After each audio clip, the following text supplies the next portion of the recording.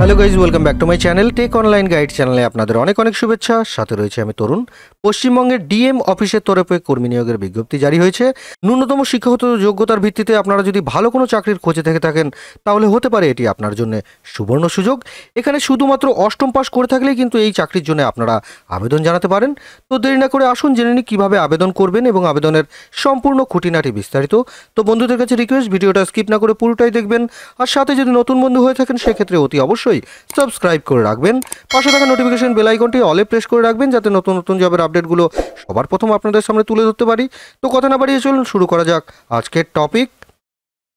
তো বন্ধুরা, আমি আমার হোম স্ক্রিনে চলে এসেছি। আপনারা দেখে নিতে পাচ্ছেন রাজ্যের ডিএম অফিসের তরফে কর্মী নিয়োগের বিজ্ঞপ্তি কিন্তু জারি হয়েছে। বেতন যেটা বলা হয়েছে সেটা কিন্তু 13,500 টাকা।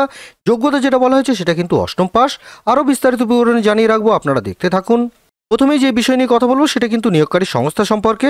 পশ্চিমবঙ্গ রাজ্য সরকারের তত্ত্বাবধানে রাজ্যের জেলা লেভেলের ডিএম তথা ডিস্ট্রিক্ট ম্যাজিস্ট্রেট অফিসের তরফে কিন্তু এই নিয়োগ করা হবে। অর্থাৎ নিয়োগকারী সংস্থা যেটা দেখবেন সেটা কিন্তু ডিস্ট্রিক্ট ম্যাজিস্ট্রেট অফিস এবং নিয়োগটা যেটা হবে সেটা কিন্তু সমাজ কল্যাণ দপ্তরে। তো অতি অবশ্যই বিষয়টা আপনারা দেখছেন। এরপরে বলে রাখবো পদের নাম সম্পর্কে। মূলত দুই ধরনের পদ কিন্তু এখানে আপনারা দেখতে পেয়ে যাবেন। সেক্ষেত্রে প্রথমেই যে পদটা দেখবেন সেটা কিন্তু কাউন্সিলর পদ এবং অন্যদিকে যে আরেকটা পদ রয়েছে সেটা কিন্তু অর্ডারলি পদ। অর্থাৎ এই যে দুই পদ দেখছেন এই দুই পদেই কিন্তু কর্মী পদে নিযুক্ত করা হচ্ছে। তো অতি অবশ্যই কিন্তু বিষয়গুলো আপনারা দেখবেন। এরপরে শিক্ষাগত যোগ্যতা সম্পর্কে একটু জানিয়ে রাখি। অর্ডারলি পদের জন্য শিক্ষাগত যোগ্যতা যেটা বলা হয়েছে, ন্যূনতম আপনারা যদি অষ্টম পাস করে থাকেন সেক্ষেত্রে কিন্তু এই পদের জন্য আপনারা যোগ্য। অন্যদিকে যেই পদটা রয়েছে কাউন্সিলর, সেই পদের জন্য কিন্তু সংশ্লিষ্ট ক্ষেত্রে আপনাদের স্নাতক পাস করা থাকতে হবে, অর্থাৎ গ্র্যাজুয়েশন কিন্তু আপনাদের লাগছে। তো অতি অবশ্যই কিন্তু এই বিষয়টা আপনারা দেখবেন। এরপরে একটু সময়সীমা সম্পর্কে আলোচনা করব। সেক্ষেত্রে সময়সীমা যেটা বলা হয়েছে বা বয়সসীমা সেটা কিন্তু 21 থেকে 40 বছর। অর্থাৎ 21 থেকে 40 বছর বয়সী যে সমস্ত চাকরির প্রার্থীরা থাকবে তারা কিন্তু এখানে অনায়াসে আবেদন জানাতে পারছেন।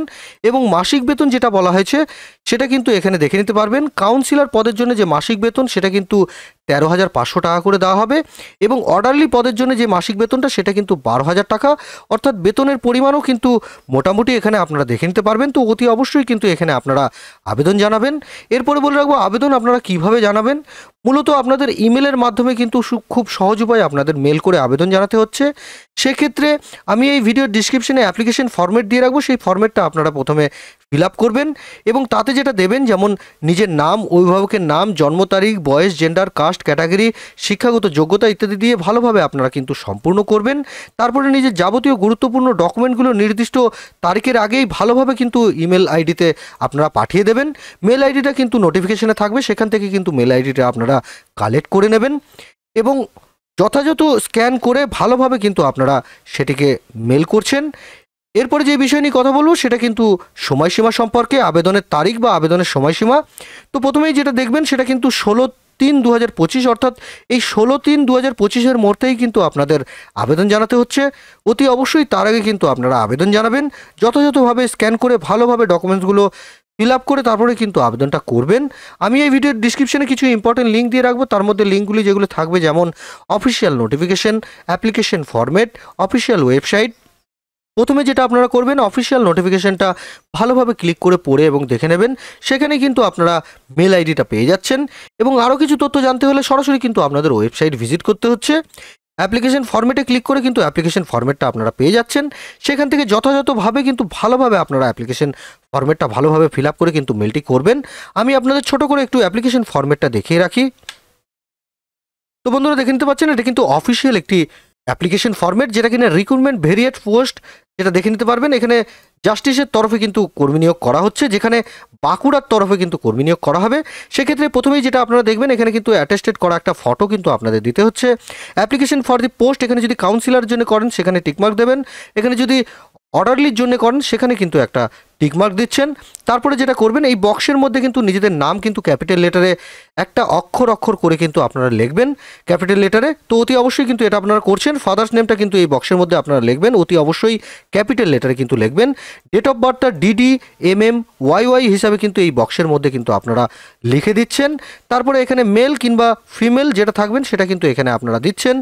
কাস্ট যেটা আপনাদের থাকবে সেটা কিন্তু এখানে আপনারা মেনশন করে দিচ্ছেন এবং এখানে কিন্তু আপনাদের যে অ্যাড্রেসটা থাকবে পোস্টাল অ্যাড্রেস সেটা কিন্তু এখানে ভালোভাবে আপনারা ফিল আপ করবেন উইথ পিনকোড সমেত।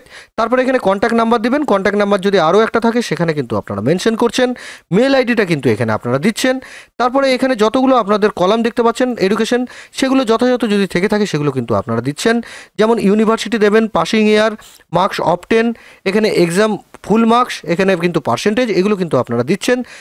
এরপরে সরাসরি কিন্তু কম্পিউটার যে নলেজ সেটাও কিন্তু এখানে আপনারা পরপর কিন্তু পুট করে দেবেন। তো পুট করার পর যেটা আপনারা করছেন, এখানে যদি এক্সপিরিয়েন্স কিছু থেকে থাকে সেগুলো কিন্তু আপনারা দেবেন এবং কোন কোন ডকুমেন্টগুলো আপনারা অ্যাটাচ করছেন সেগুলো কিন্তু এখানে আপনারা দিচ্ছেন।